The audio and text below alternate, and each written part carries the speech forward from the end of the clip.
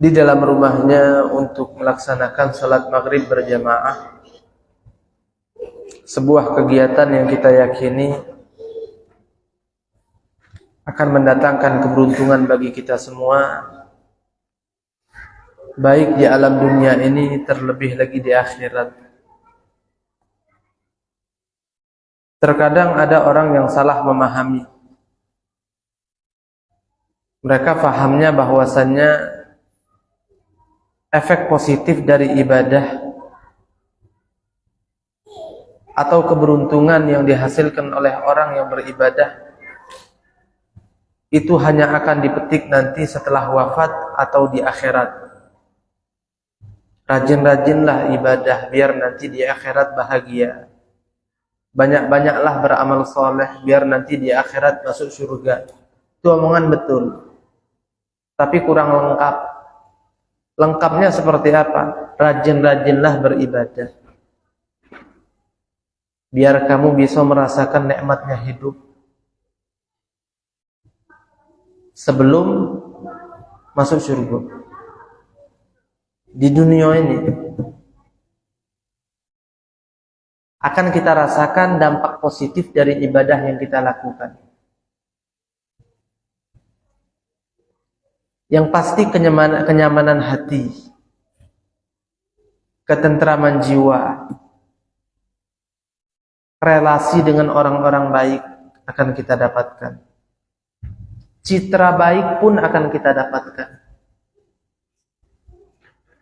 Tidak pernah memiliki rasa dikejar-kejar oleh dosa dari kesalahan yang pernah diperbuat. Harta yang kita miliki, Allah berikan keberkahan, nikmat. Sedikit cukup, apalagi banyak. Sedikit bisa membuat kita bahagia, apalagi kalau banyak. Dan kita akan dikelilingi oleh orang-orang yang baik-baik. Nah, jadi itu sebagian kecil dari keberuntungan yang akan didapatkan oleh orang yang sukanya ibadah, orang baik. Dan tentu kebaikan tertinggi atau status orang baik itu yang paling hebat kalau dia sudah sampai gelar muttaqin, yaitu orang yang sudah bertakwa kepada Allah. Itu paling tinggi itu, paling hebat sudah. Orang kalau bertakwa maka dia akan mendapatkan segala macam yang dia inginkan, segala macam kemuliaan, segala macam kedudukan yang tinggi di sisi Allah. Insya Allah Allah akan beri. Innallaha yuhibbul muttaqin. Bahkan kecintaan Allah pun akan didapat. Dengan apa? Takwa. Nah, ini yang kita bahas memang takwa. Jadi orang yang beramal soleh, orang yang banyak beribadah, dia akan mendapatkan keberuntungan bukan di akhirat saja, di dunia juga akan bahagia dia. Nah, makanya walaupun tidak sedikit mereka hidup di bawah garis kemiskinan, berhasil merenggut kebahagiaan mereka, tetap hidup bisa bahagia. Bahkan kematian tidak lagi menjadi momok yang menakutkan. Ngapa takut mati? Orang kalau banyak duit takut matinya lebih ketimbang yang buntu. Iya, kalau yang buntu kadang-kadang pengen mati. Bener tak kira-kira? Tak tahu, tak punya pengalaman jadi wong buntu cak mana sih? Iya, guyon Pak. Ada yang bilang, ya kalau orang kaya itu takut mati. Ngapo? Dia sudah nimbun hartanya, saldonya dikembangkan terus sampai membengkak. Takut betul mati. Ngapo? Sayang, hartaku banyak, nanti aku tinggal mati. Aku repot-repot ngumpulin, tapi yang nikmatin nanti orang lain. Aku nikmatin baru sedikit. Merasa tidak sanggup hati untuk meninggalkan hartanya, dia takut mati. Kalau orang yang tidak punya harta takut juga mati, tapi tidak seperti orang yang berharta. Wong punya harta lebih takut. Itulah tadi wong kalau buntu ya sudah mati sudah. Ada. Bahkan ada kalau udah mau mandian utang numpuk, kapan mati ini? Sampai ada yang bunuh diri kan? Iya. Menjemput kematian dia, bukan dijemput kematian. Tapi itu berlaku bagi orang yang tidak bertakwa. Kalau orang yang bertakwa, apapun statusnya, dia orang yang kaya raya atau yang sederhana, sama. Kematian adalah keindahan. Kematian adalah anugerah. Ngapa? Wafat ketemu Allah. Alhamdulillah, nikmat besar. Wafat, udah singgah ke tempat istirahat terakhir, surganya Allah Ta'ala. Selesai. Segala macam kepenatan yang ada, goodbye. Selamat tinggal. Aku nak istirahat, udah capek hidup pucuk dunia. Harta tinggal. Tidak seberapa itu. Ya, yang Allah persiapkan untuk dirinya jauh lebih besar, jauh lebih nikmat, bahkan kekal selama-lamanya. Jadi itu orang kalau bertakwa kepada Allah tidak bisa dibandingkan dengan orang yang tidak punya ketakwaan. Itu tadi orang yang rajin ibadah itu ya orang bertakwa pastinya. Dia akan merasakan kenyamanan hidup. Sayyidina Bilal ibn Rabah sakit parah. Saat itulah beliau juga meninggal. Putri beliau duduk di samping beliau. Wa karbah, wahai ayah, kasihan aku melihatmu. Kau merana kesakitan. Keadaanmu sangat terpuruk. Aku sedih, aku kasihan. Wa torbah, kata beliau. Tidak ada kasihan, tidak ada merana, tidak ada sengsara, tidak. Aku sangat bahagia. Sungguh aku sangat bahagia. Kebalikan dari apa yang kau katakan, aku sangat bahagia sekali. Kenapa? Ghadan nalqal ahibbah Muhammadan wa hizbah. Besok tak lama lagi aku wafat, aku bisa lagi jumpa dengan Nabi Muhammad. Itu kata beliau. Wa hizbah, dan orang-orang dekatnya beliau yang sudah mendahului diriku. Itu Sayyidina Bilal ibn Rabah. Jadi kita tuh jangan terlalu cinta dengan dunia, satu. Kedua, jangan terlalu mencintai kehidupan kita di atas dunia. Jangan mengharap untuk bisa hidup 100 tahun lebih. Kita harus punya ancang-ancang dan kesiapan untuk menyongsong alam setelah alam dunia ini. Mau ndak mau. Iya, yang namanya kematian tidak ada yang tahu. Bukan kita minta mati, tapi yang pasti mati itu pasti. Iya, tapi yang pasti mati itu pasti. Dan berapapun umur kita saat wafat nanti, pasti kita ngerasa lang sebentar hidup. Pasti itu. Ya, selama apapun manusia hidup di atas muka bumi ini, saat nanti malaikat mau datang menjemput, alangkah sebentarnya hidup pucuk dunia ini, pasti. Tidak terkecuali siapapun seperti itu pasti. Jadi kehidupan kita di atas dunia ini sebentar. Jangan terlalu kita cintai kehidupan kita ini, cintai akhiratnya kita. Nah, ma'asyiral hadirin rahimakumullah. Jadi kalau kita itu banyak ibadah, kita itu bertakwa, maka dampak positif dari amal ibadah dan ketakwaan kita akan kita rasakan saat masih di dunia. Kalau kita umpamakan itu seperti durian, Pak. Durian. Orang yang beramal baik,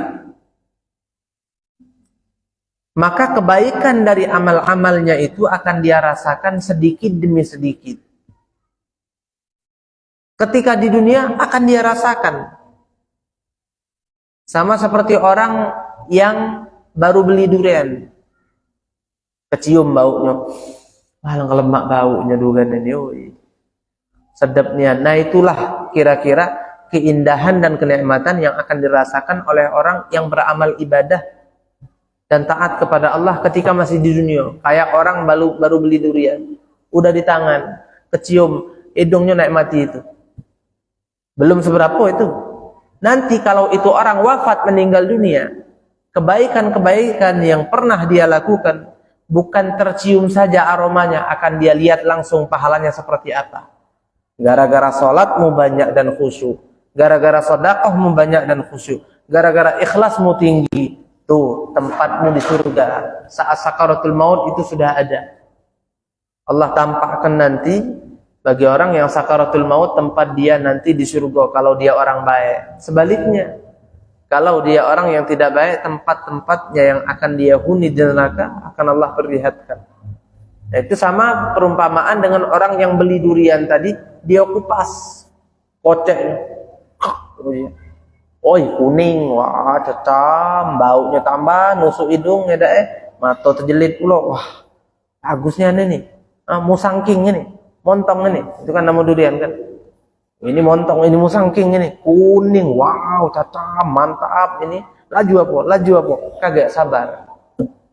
Ya dah. Seperti itulah orang yang sudah wafat melihat ternyata seindah ini hal yang akan aku dapatkan berkat amal soleh yang pernah aku lakukan. Nanti setelah alam kubur dia lalui, mahsyar pun dia lalui, Allah masukkan dia ke dalam surga. Sama rasanya seperti orang yang durian tadi udah dikupas masuk mulutnya. Asli mantap nih ketinya. Belum dikocek. Hidung kita kelemahan, udah dilihat, ternyata penampilannya sangat bagus, terus masuk mulut, pecah di mulut gasonya, sedapnya, enak. Seperti itulah. Puncak dari kenikmatan dan kebaikan orang yang banyak berbuat baik, itu balasannya di surga nanti. Jadi intinya, bukanlah orang yang bertakwa, bukanlah orang yang banyak beramal baik, itu akan mendapatkan keberuntungan di akhirat saja dalam bentuk pahala atau surga. Bukan hanya itu. Saat dia masih di dunia, tuh Allah jadikan dia orang mulia. Iya. Orang tidak bertakwa, tidak bakal mulia. Tapi kalau kayo, tidak mulia. Tetap tak akan mulia. Tapi kan banyak anak buahnya, banyak pengidolanya. Iya, pengidolanya bukan karena apa-apa. Ingin hartonya baik, cuman hartonya habis sudah pergi kalau orang. Kalau orang soleh, tidak punya duit lah, tetap banyak yang ingin dekat dengan dia. Allah akan muliakan orang-orang baik. Dengan kemuliaan versinya Allah. Dengan cara-caranya Allah. Harum nama baiknya. Dihormati, dimuliakan, dihargai, dicintai, digemari. Kalau dia ada itu orang-orang, ada bapak itu tuh datang, ada pak kiai itu, ada ustadz itu, ada pak haji itu, misal. Jadi dia akan memiliki tempat di hati-hati orang yang mengenal dirinya. Kalau sudah kayak itu, sudah. Masalah dunia nyusul galau. Tidak perlu pusing-pusing.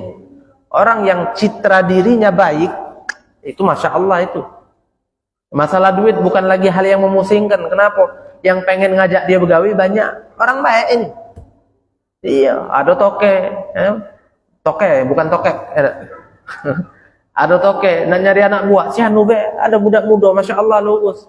Jujur. Sholat 5 waktunya tepat, akhlaknya baik, skillnya pun ada, dia baik, dapat lahan pekerjaan, relasi dengan orang pun bakal terjalin dengan baik, gampang urusan dunia itu pada Allah yang ngatur.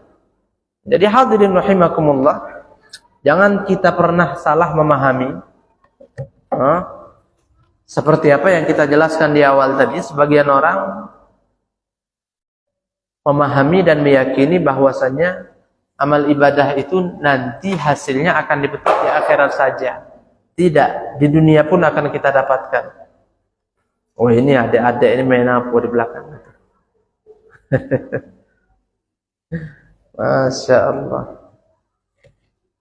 Mumpung masih kecil katanya. Kalau besar kita aja lagi main di masjid.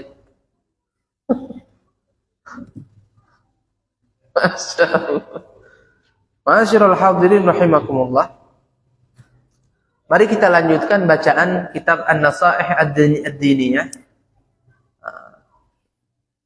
Dalam bab yang masih sama seperti pertemuan kita sebelum ini. Yaitu tetap dalam pembahasan takwa. Kita sudah paham, kita sudah tahu, sudah kita mengerti bahwa makna dan artian daripada takwa itu adalah patuh, taat, nurut dengan Allah. Cara pengaplikasiannya, ya menerapkan segala yang Allah perintahkan. Segala yang Allah perintahkan, kerjakan. Dan segala yang Allah larang, tinggalkan. Lebih detailnya lagi seperti apa? Organ tubuh yang Allah beri, gunakan sebagaimana mestinya. Itu saja. Allah beri mata, jangan gunakan untuk lihat hal-hal yang Allah larang. Qul lil mu'minina yaghuddu min absarihim, itu kata Allah. Itu adalah perintah Allah untuk kita agar bisa menjaga mata. Punya telinga dijaga dari pendengaran-pendengaran yang haram. Kemaluan tangan, kaki, lambung, semuanya dijaga dari hal-hal yang diharamkan oleh Allah. Segala macam kewajiban kerjakan. Dan kalau kita bertanya, mana yang lebih penting? Melakukan perintah atau meninggalkan keharaman? Semua penting. Melakukan perintahnya Allah sangat penting. Meninggalkan keharaman lebih penting.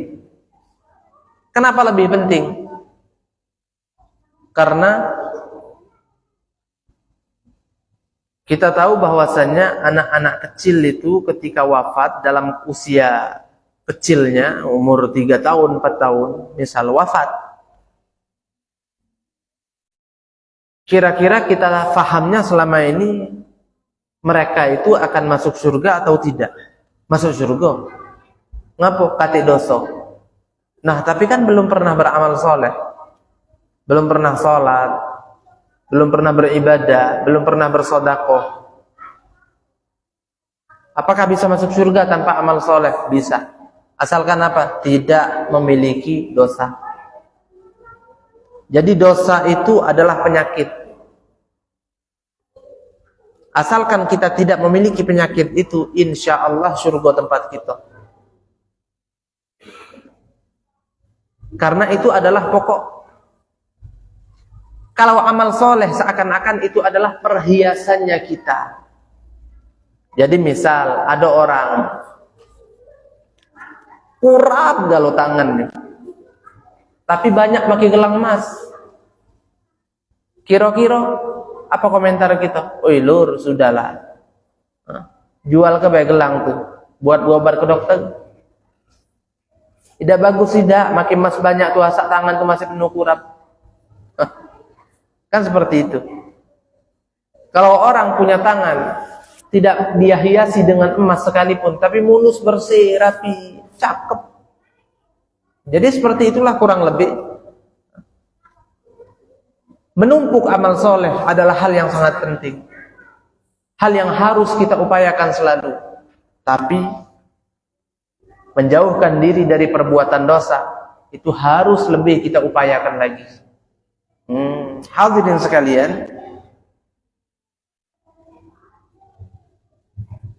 Al-Imam Al-Haddad radhiyallahu taala anhu di sini menukil sebuah firman Allah taala.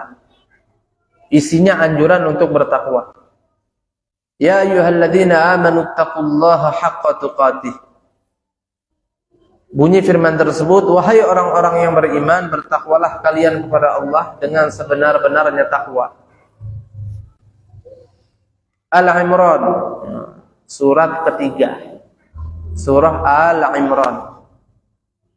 Amara minhu azza wa jalla li'ibadihi al-mu'minina bitaqwah. Melalui ayat ini Allah Subhanahu wa taala memerintahkan hamba-hambanya yang beriman kepadanya untuk bertakwa. Wa ka'annahu subhanahu qad jama'a fit taqwa jami'al khairatil ajilati wal ajilah. Dan sungguh Allah Ta'ala telah mengumpulkan pada ketakwaan itu segala macam kebaikan, segala macam keberuntungan, baik di dunia dan juga di akhirat. Ini udah kita paparkan 2 minggu lalu. Kebaikan apa saja yang akan didapatkan oleh orang kalau dia itu bertakwa. Tapi nanti ternyata beberapa paragraf setelah ini pun ada itu. Akan kita ulangi lagi, bahkan lebih detail lagi. Yang pasti kalau kita ingin hidupnya penuh keberuntungan di dunia juga di akhirat, resepnya satu dulu. Apa? Takwa. Ada enggak resep yang lain?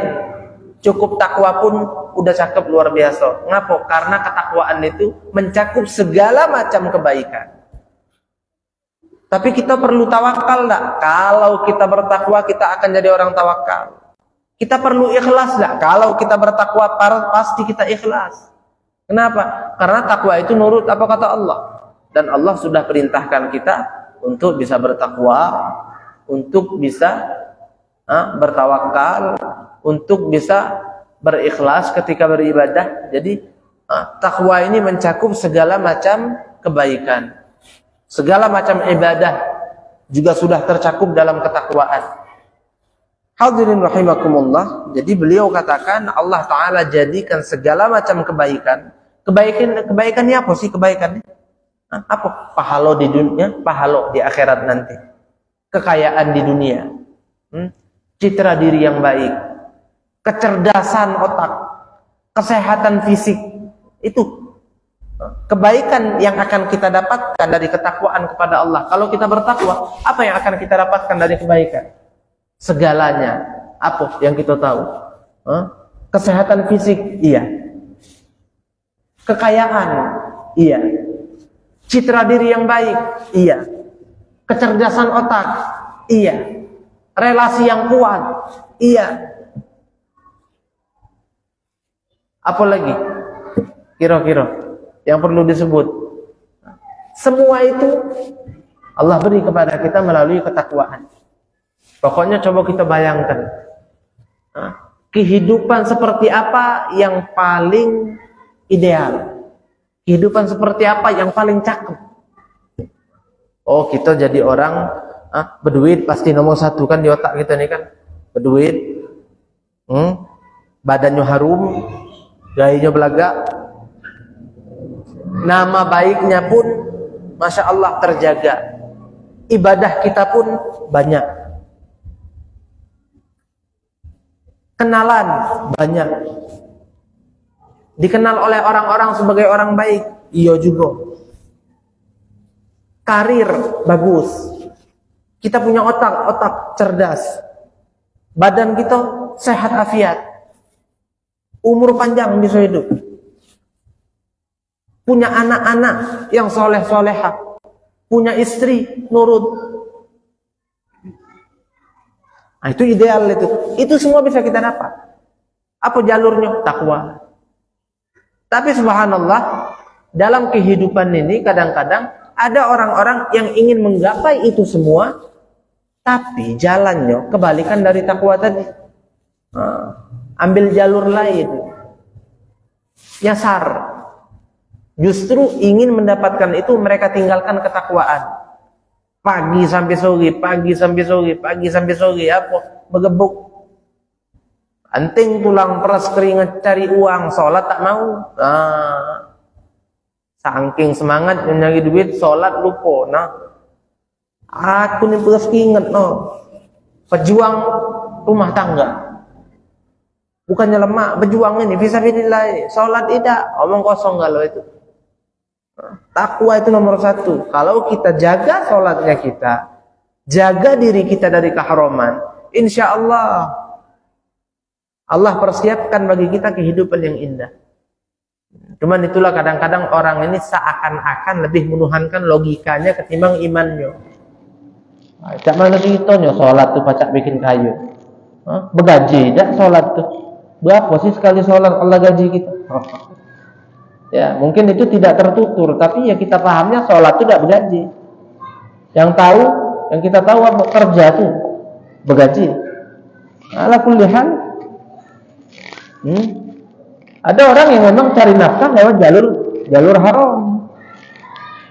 Buka apotik, apotik obat-obat terlarang. Tidak pernah disalah istilahkan apotik, tidak pernah bandar. Iya. Cuman kan jualan obat juga. Ya, ada apotik yang memang masya Allah orang sakit jadi baik. Ada lagi bandar. Bisa kita sebut juga itu jualan obat, tapi obatnya obat wong yang nak sakit. Makan itu jadi sakit. Biar apa? Biar kayo. Jualnya duit itulah, katik lain. Iya. Obat haram itu dijual. Subhanallah. Buat apa? Biar dapat duit. Jualnya duit itulah. Kalau duit itu sudah ada, sudah. Yang lain tidak perlu seakan-akan. Iya. Seakan-akan kalau duit itu udah banyak, tidak mati lagi. Kalau duit itu udah banyak, tidak sakit lagi badan. Yang penting duit banyak, duit tidak sakit nih, badan sehat, bentak palak katanya. Oh iya juga omongan itu benar. Jadi banyak manusia ini, jualnya duit itulah. Kalau duit banyak, sudahlah. Sampai subhanallah kadang-kadang menuju ke arah yang sensitif. Kalau disebut apa, nak bini 2, bini 3 lagi jadi. Asal duitnya kuat. Masya Allah. Jadi jualnya itu jualan obat yang haram tadi dijualkannya. Mulai resah orang tua yang ada. Ngapo anak-anaknya takut kena. Ada yang lah kena. Ada yang tinggal nunggu tanggal mainnya baik. Ngapo bandarnya situlah ada kala. Ngapo dia tega itu? Duit.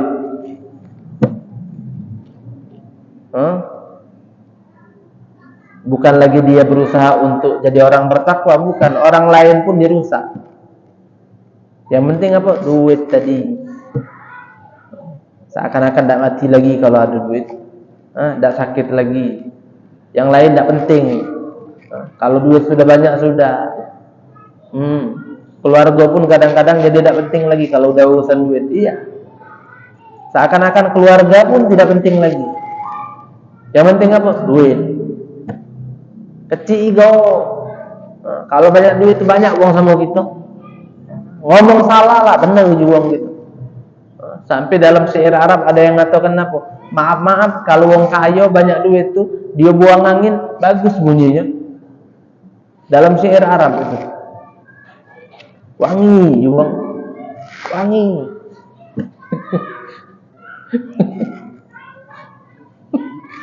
Ala kulli hal, hadirin rahimakumullah. Jadi itu kadang-kadang adalah memang merupakan realita yang ada. Orang ingin mengejar kebahagiaan dengan cara mengejar dunia sampai saking gilonya ngejar dunia, akhiratnya ditinggalkan. Tidak sholat, yang haram dikerjakan. Ada yang pakai muamalah riba, menganakkan duit. Ternak duit tadi. Ternak kambing bagus, ternak ikan bagus, sapi bagus. Ini ternaknya ternak uang. Diapo kan? Dianaki. Cak mana cowoknya? Bunga. Ayo pinjam duit sama kami 5 juta. Cahaya ini. Tak senunggu lama-lama. Syaratnya ringkes pendek kacuannya. KTP lah sini kan. Pakailah buat belanja. Kami nak bantu kami ini. Siapa lagi nak bantu saya ini? Dulu belum tentu. Juang benar juga. Dulu belum tentu nak nolong kita saya ini. Minjemlah 5 juta tadi. Diangsur 3 bulan atau 5 bulan, sebulan 1 juta. Sebulan 1.100.000. Berarti 5.500.000. Riba itu. Yang memberikan pinjaman itu ya sengaja memproses itu muamalah yang Allah haramkan dengan tujuan apa? Natangkan duit. Itu kan haram, tidak masalah. Tidak masalah. Pasti ini jaminannya kuat, ini bisnis ini menjanjikan. Subhanallah ala kulli hal. Allah tidak penting lagi. Padahal jangankan duit, nafas yang dia punya itu Allah yang beri. Kesehatan yang dia punya Allah yang beri. Tapi seakan-akan apa? Dikayaskan Allah. Ini yang penting nah. Tak sosok-sokan dari yang halal, yang haram lagi sago zaman ini. Itu sampai kalimat-kalimat semacam itu. Padahal kalau kita ingin hidup bahagia, serba berkecukupan, bahkan lebih, tak nyukupi wong lain bahkan. Takwa itu adalah satu-satunya jalur, bukan yang lain. Takwa. Thumma amara ibadahu al-mu'minina biha liyafuzu wa yaqwaru bima ja'alahu fiha minal khairi was salah. Dan Allah perintahkan hamba-hambanya yang beriman kepadanya untuk bertakwa. Agar apa? Agar mereka bisa menjadi orang-orang sukses dan jadi orang-orang yang beruntung dengan mendapatkan berbagai macam keistimewaan dan keuntungan daripada ketakwaan tersebut. Rahmatan bi'ibadihil mu'minin. Allah perintahkan kita untuk bertakwa kepadanya karena Allah sayang kita. Tuh, bukan untuk mempersulit. Salat harus 5 waktu, tidak boleh 4, harus 5. Minum khamr tidak boleh. Minum minuman keras, obat-obatan terlarang tidak boleh. Lihat perempuan buka aurat tidak boleh. Apalagi nyentuh, apalagi berzina, itu haram, tinggalkan kata Allah. Bahkan menjalin hubungan dengan lawan jenis kalau itu tidak perlu, maka itu pun haram. Sampai-sampai maaf, yang bukan mahram pun kita salami, tidak boleh. Oh tapi kan itu guru aku, kata Allah tidak boleh, nurut baik. Alangkah ketatnya, alangkah banyaknya aturan. Ini tidak boleh, itu tidak boleh. Berat. Alangkah susahnya hidup. Rahmatan bi'ibadihil mu'minin, kata Imam Haddad. Allah terapkan segala macam itu agar kita terapkan. Kenapa? Apakah untuk mempersulit? Tidak, karena Allah sayang kita. Sebab yang paling mengerti kita ini siapa dan kita ini apa, dan kalau kita ingin kehidupan yang indah harus seperti apa, itu Allah yang lebih tahu. Makanya Allah atur, kalau hidup kamu pengen bagus, pengen langgeng, pengen sukses, pengen bahagia selama-lamanya, harus seperti ini nah. Salat kerjakan, yang haram-haram tinggalkan, jangan bermusuh-musuhan, tuh diantaranya tuh. Jangan saling iri hati, dengki-dengkian, jangan. Kalau ibadah jangan niat macam-macam, fokus saja karena Allah. Nah itu aturan Allah kalau itu. Bukan untuk membuat hidup kita itu seakan-akan ribet, banyak aturan, ini tidak boleh, itu tidak boleh, jadi beratnya. Bukan untuk memberatkan. Rahmatan bi'ibadihil mu'minin. Karena Allah sayang kita, Allah beritahu kepada kita cara-cara menjalani hidup yang benar sehingga kita jadi orang yang beruntung. Lihat realita yang ada sekarang. Kapanpun sebenarnya, bukan di akhir zaman ini saja. Apakah benar orang-orang yang meninggalkan sholat itu hidupnya bahagia? Dan apakah benar orang-orang yang hidupnya selalu di masjid itu tidak maju dan tidak atau sulit bahagia?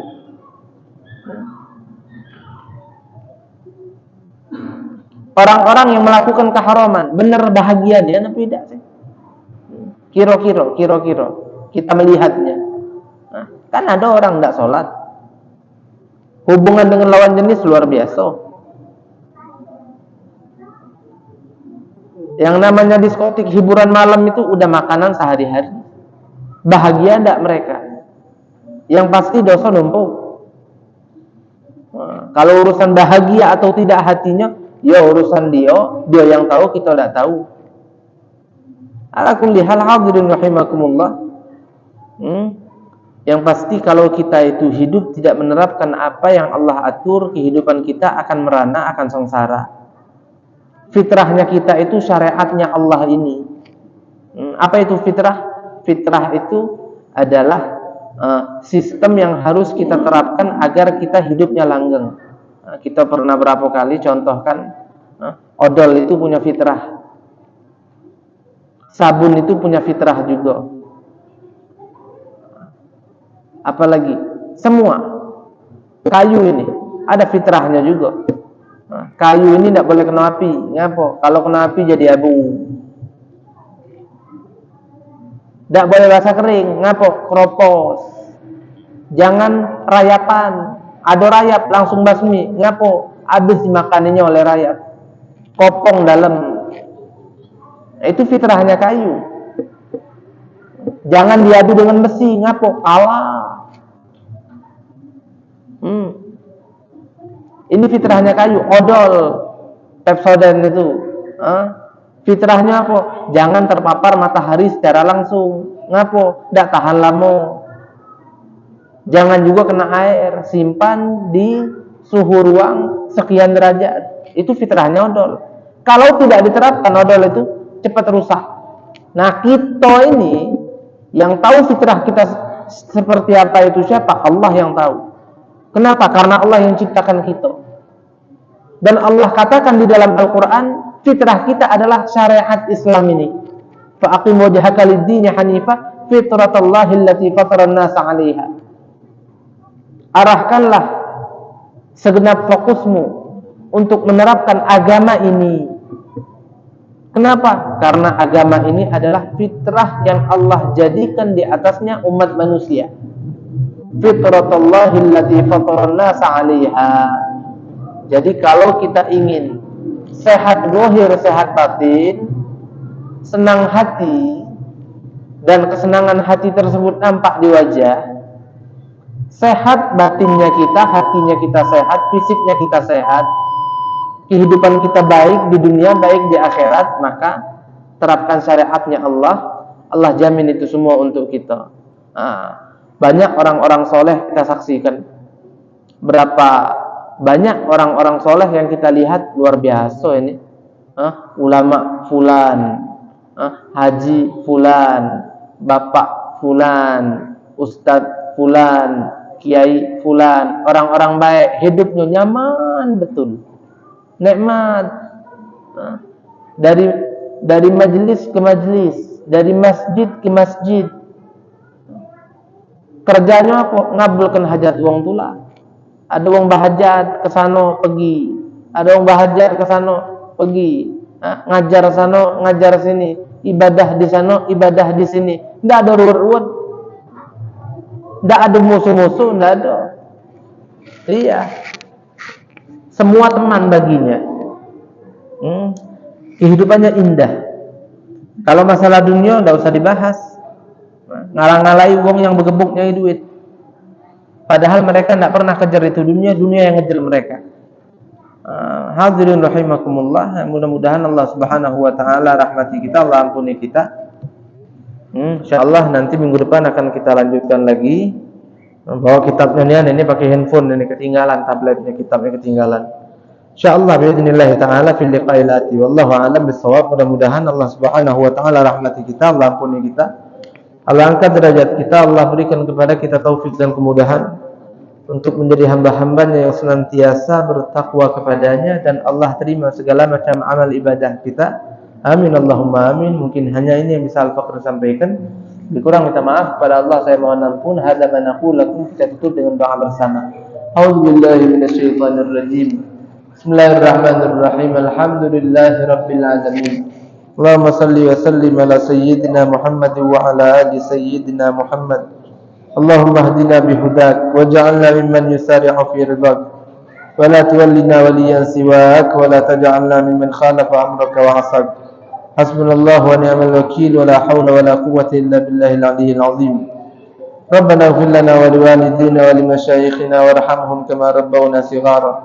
Bihaqqi rabbana atina fid dunya hasanah وفي الآخرة حسنة وقنا عذاب النار وصلى الله على سيدنا محمد وعلى آله وصحبه وسلم والحمد لله رب العالمين. السلام عليكم ورحمة الله وبركاته.